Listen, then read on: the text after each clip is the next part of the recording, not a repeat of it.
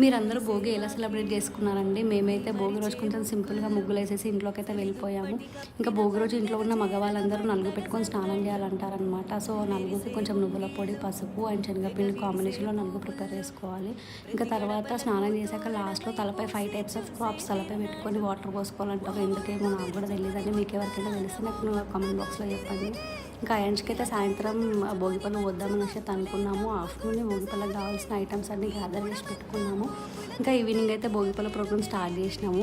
భోగిపళ్ళు పోస్తుంటే స్టార్టింగ్‌లో భలే క్రాంకీ అయ్యాడనమాట. అంటే ఏమనుకున్నాడు వీళ్ళు నాకు ఏం చేస్తున్నారు, ఏం పోస్తున్నారు అనుకున్నాడో ఏంటో క్రాంకీ అయ్యాడు. కానీ మెల్లిమెల్లిగా భలే ఎంజాయ్ చేశాడనమాట. భోగిపళ్ళు పోస్తుంటే వాటిని ఎగరేస్తూ అలా ఇంకా బొట్టు పెడుతుంటే కూడా మళ్ళీ రిటర్న్‌లో బొట్టు పెట్టడం అలా మంచిగా ఎంజాయ్ చేశాడనమాట. సో మా కజిన్స్ అందరం కలిసి అయాన్ష్‌కి అయితే భోగిపళ్ళ ప్రోగ్రామ్‌ని ఇలా సెలబ్రేట్ చేశామన్నమాట.